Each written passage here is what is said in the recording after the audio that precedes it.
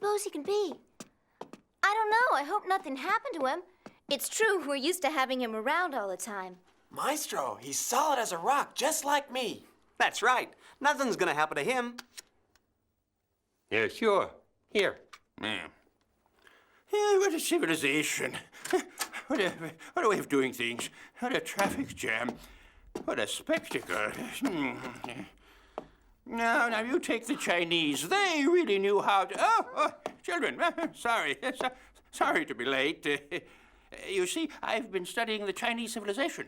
And I was telling you, no, I haven't told you anything yet, have I? No, all this has made me a little bit late. It couldn't be helped. Traffic was at a snail's pace, and it's cold enough to freeze icicles on an Eskimo. The only way to warm my hands was put them in my beard. Maybe you wouldn't mind turning up the heat just a little, and would you make me a nice hot cup of tea? Thank you.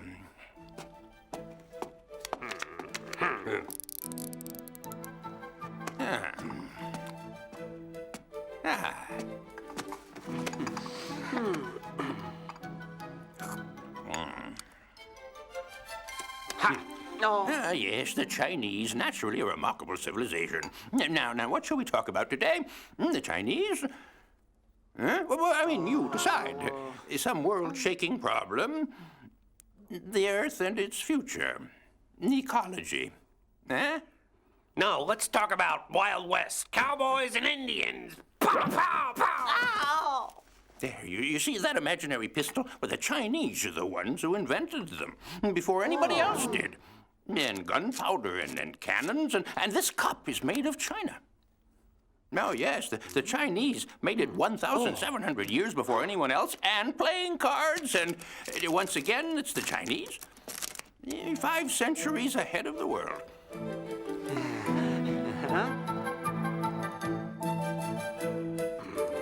Pain in the neck. I know what we'll talk about today. Look at all the things around us, the whole wide world, the objects familiar to us. Well, you know, it wasn't always like this. Now, here we are in a comfortable house. We have artificial light whenever we want it. Central heating, fortunately.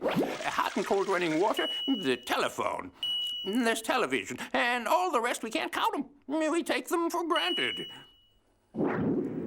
It has taken thousands of years and enormous effort and ingenuity of people everywhere to give us what we have today.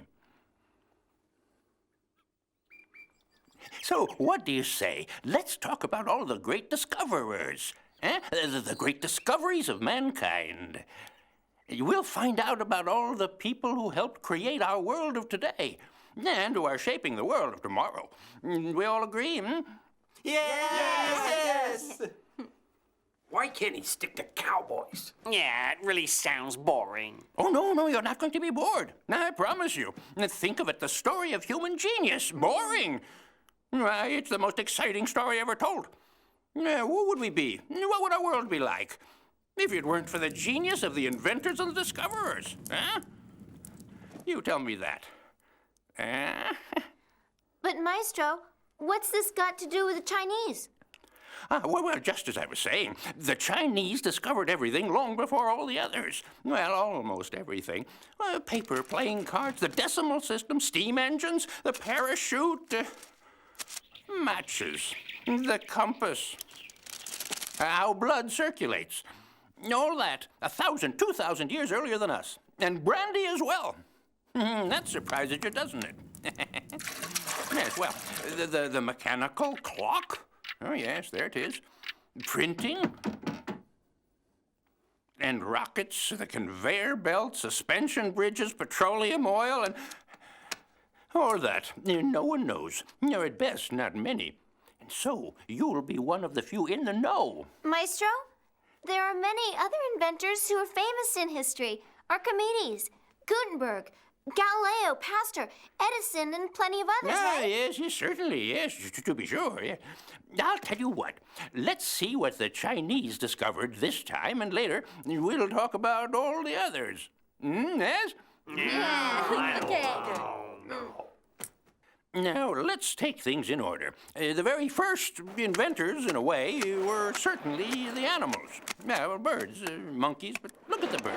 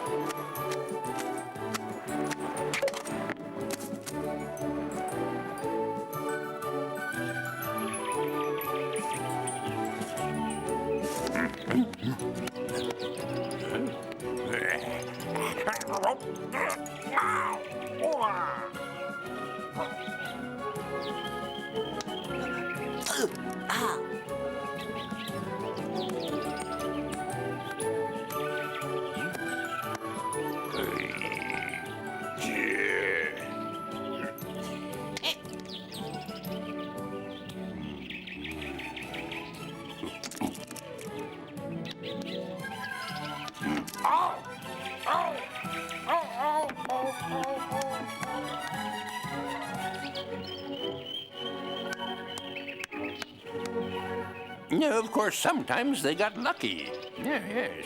But they had to know how to use their luck.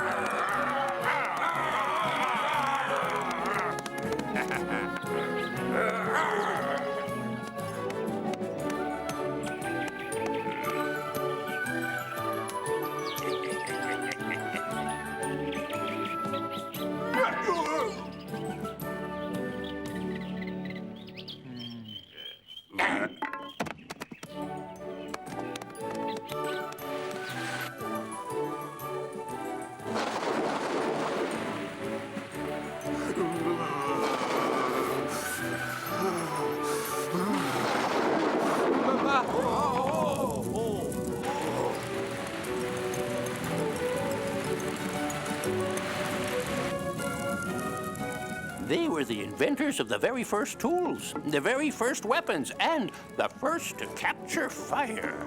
Oh, yes. And later on, as the large animals that provided food became increasingly rare, man was to discover other ways of providing, and he turned to other food sources, and he discovered agriculture.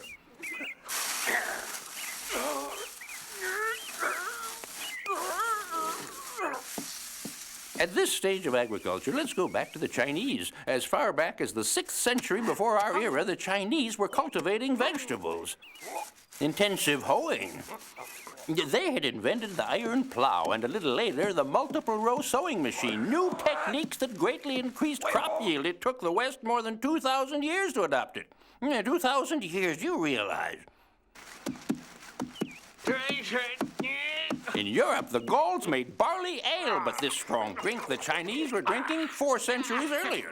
Now, I'll bet you didn't know that, huh? Now then, where was I? In agriculture. What's that? Oh, yeah, agriculture. Yes, well, this leads us right into the harness. Would you believe, at that time in history, the traditional harness, withers type it's called, well, its straps went around the horse's throat and it could suffocate the poor ass. But way back, a Chinese invented a draft harness. A strap, a kind of a breast harness, went around the horse's chest. And it didn't interfere with his breathing.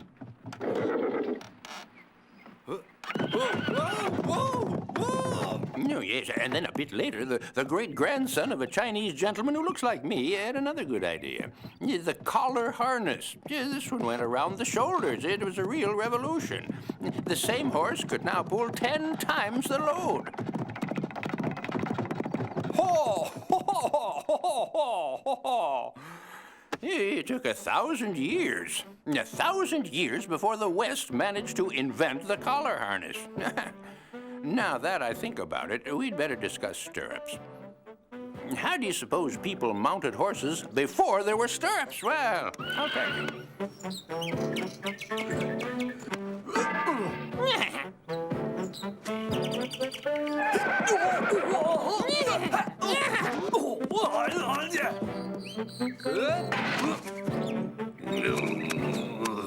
Some ways were ingenious.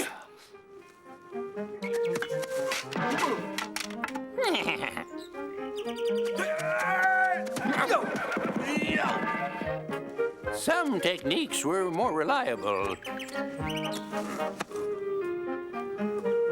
The stirrup. Now, the Egyptians didn't know them, the Greeks, nor the Romans. So how do you suppose they managed to ride horses? Once again, back to China.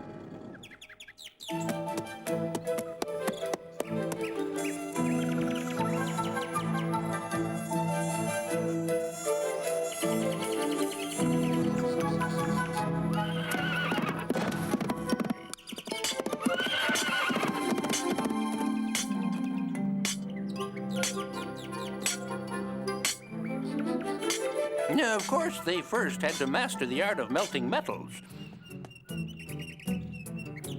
And as you would suppose, the Chinese were 2,000 years ahead.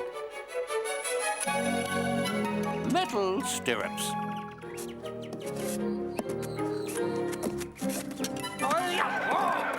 Now, this was to change the face of the earth. From the heart of Asia, invincible vast hordes set off on conquest.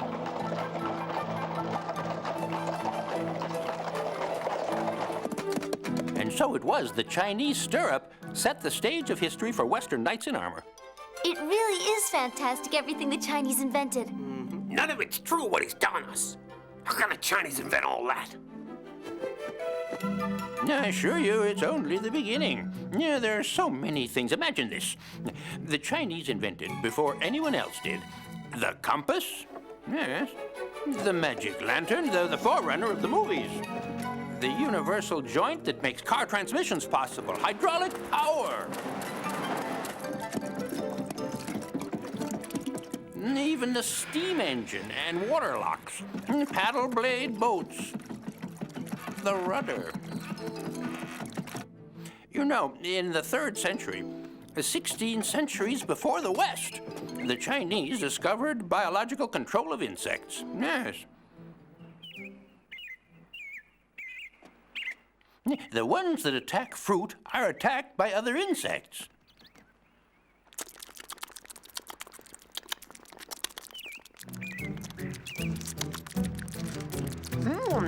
In the 11th century, they invented... Well, what they invented is really remarkable, even today. Yes, a technique for salvaging sunken objects.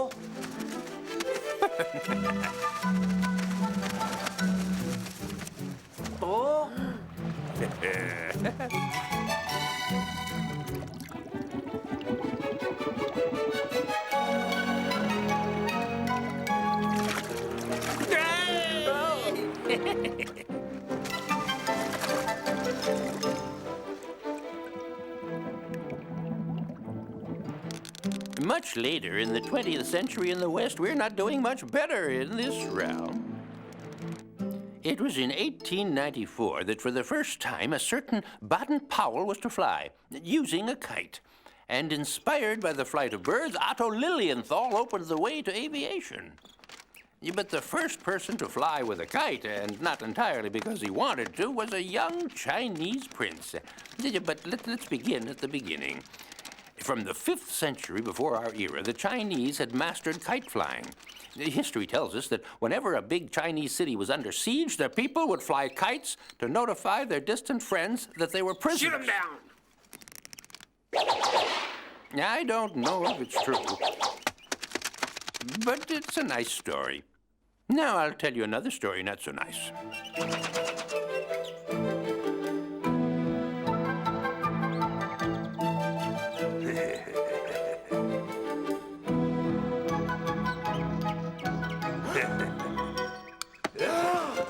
At that time, there reigned a wicked emperor, Gao Yang. He had his own way of setting his noble prisoners free. Yes. Young Prince Yuan managed to fly quite a distance. And so he was the first man to fly, 1,300 years before Baden-Powell. Ah, yes. A while back, I spoke of bridges. Now, let's talk about suspension bridges. Everybody agrees. Good, yes? Well, they were invented where? In China.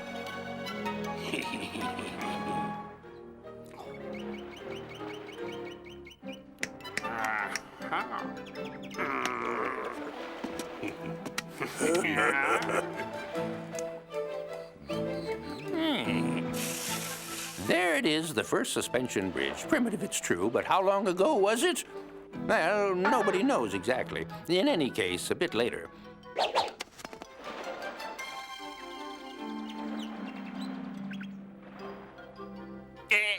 What are they doing? What are they doing?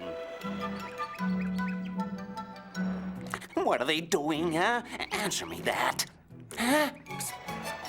Oh, it'll never hold. I tell you, it'll never hold.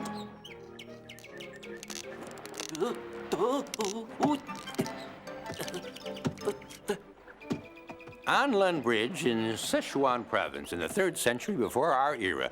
It'll take the West 2,000 years to develop these techniques.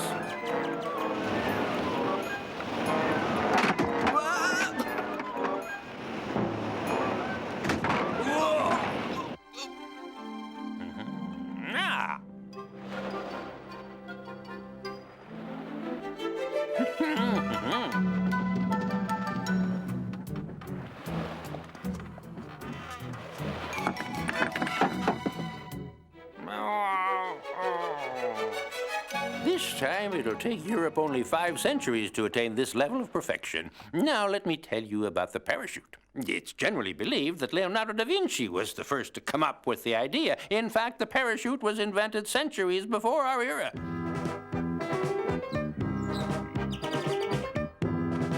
Now, this is the story of a young man who became emperor in the Xia dynasty.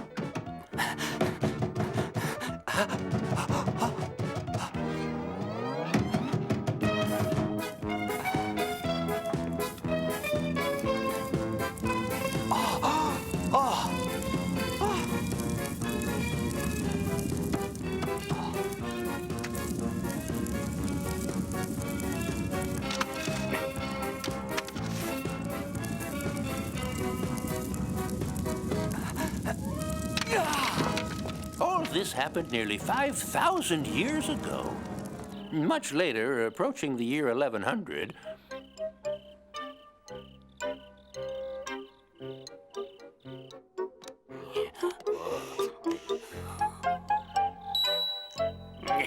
We'll take it all. Can't, it's too big for the stairway. Oh, only one way. I'll take it and then jump. No way, it's too heavy, you'll crash. So what do we do then?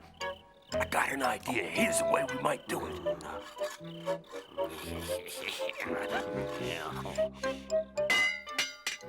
Shh.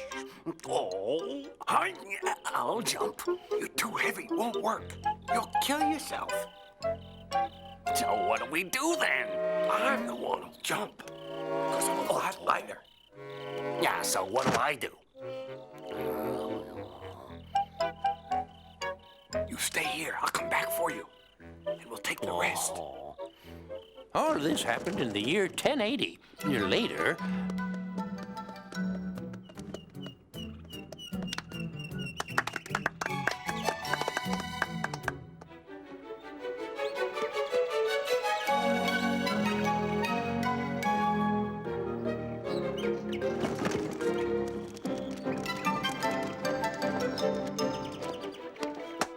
now, the French ambassador happened to be there and he wrote a full report.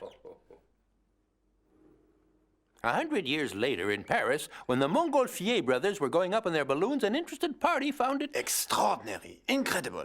At last, a man has flown. But look here, Monsieur Garnerin. You don't mean you're planning to jump in midair? Precisely, Monsieur Montgolfier, precisely. Fly, like a bird in the air. A dream realized. What the Chinese have done, I can do better. Once I reach a height of 700 or 800 meters in one of your balloons, Then you will have the invention of the parachute in Europe, straight from China.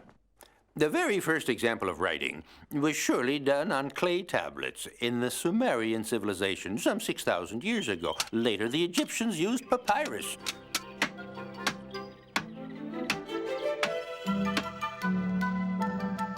paper was invented by the Chinese about the 2nd century before our era, and this paper was to have many surprising uses. Paper. Watch. Still paper.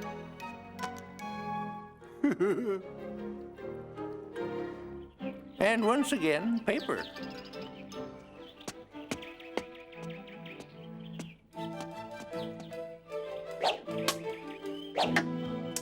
Hold your fire. All right, let's call the war off, but we'll trade your paper armor for our metal armor. You agree? But why do you want to trade? Your armor is as resistant as ours, and they're quite a bit lighter than ours are. They'll be excellent for the conquest I'm preparing. So, is it agreed?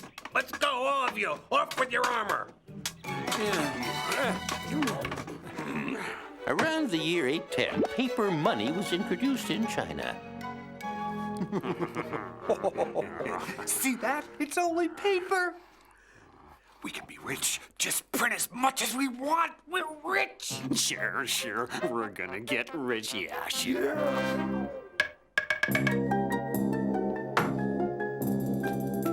Right.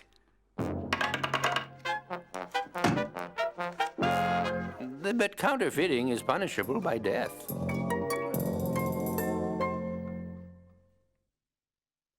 It was only in the 13th century that paper was to be made in Europe, 15 centuries after China, and paper money didn't appear until the 17th century. 868, the first book to be printed on paper, the Sutra of the Diamond, a sacred text. 1041, a Chinese, Pi Cheng, invents movable type, 26 characters in the West, up to 400,000 in China. And then came the Mongol conquests, right to the borders of the Germanic Empire, where, and what a surprise, the printing press is soon reinvented. But the inventions of our Chinese friends weren't always positive. Rifles and mortars and cannons, incendiary missiles, even flamethrowers. That's right. But even then, they showed great imagination. And gunpowder. While alchemists were trying to create an elixir of life, they invented a way to shorten the lives of millions. Yes, gunpowder. And rockets created to celebrate festive occasions. Maybe it's a part of our nature to turn what is meant to be useful and bring joy into something that kills.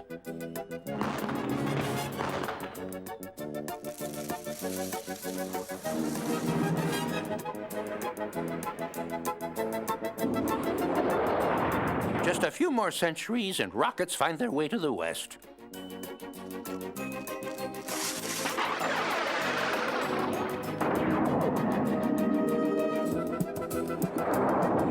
But it doesn't have to be this way. No, new inventions can and must contribute to the progress of mankind, not aggression or domination of others. If the desire's there, men and women can be useful, kind-hearted, and maybe even inspired.